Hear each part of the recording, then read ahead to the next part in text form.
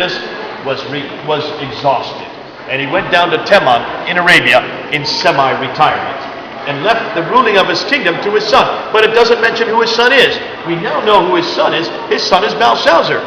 Now can you see why Belshazzar said, "You'll be number 3 in my kingdom"? He and his father were number 1 and 2. They were co-regents at that time. But then why did not Herodotus know this? Why did no historian, Thucydides, Herodotus, the great historians, who are writing just 100 years later, why did they know nothing about Belshazzar? Anybody want to venture a guess?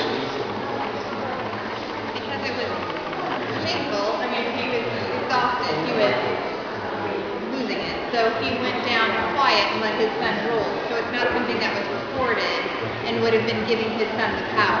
Okay, what would be recorded? That his son was king, because he No, was not that he was king. What are these records of?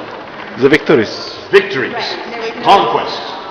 Conquest. That's what kings do. They conquer, and then they write about their conquest, and their legacy is written all over these stones and tablets as conquerors. Now, Belshazzar did not want to conquer a thing, because if he conquered anything, who would get the credit? His father was the senior king. So he was waiting for his father to die. He just basically was holding his time, twiddling his thumbs there in Babylon, and then good old Darius, Cyrus came and destroyed him before he could conquer anything. So nothing was written about him.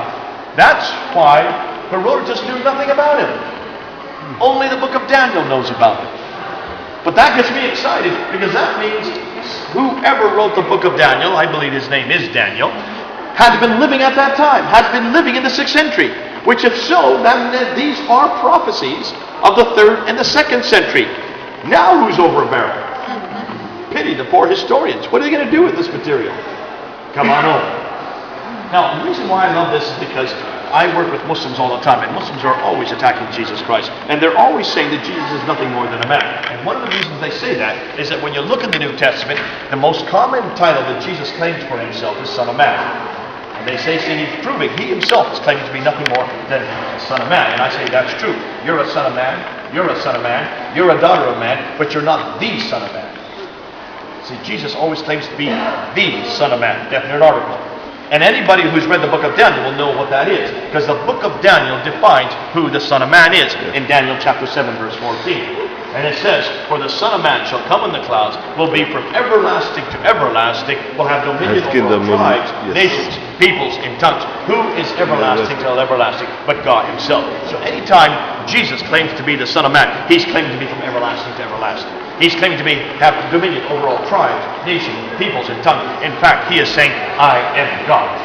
So whenever Muslims say, "Where does Jesus ever claim I am God?" Say, the 25 times he claims to be the Son of Man, he's saying, "I am God." Hallelujah. Come on home.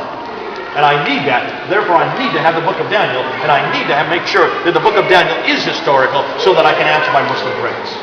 That's why I love those two little artifacts, just 2 feet apart. Support, and substantiate the history for the book of Daniel. Good stuff, right? It gets me excited every time I talk about it. Now, we still need to solve the problem of the Hittites, and to do that, let's go right into the next one right over here.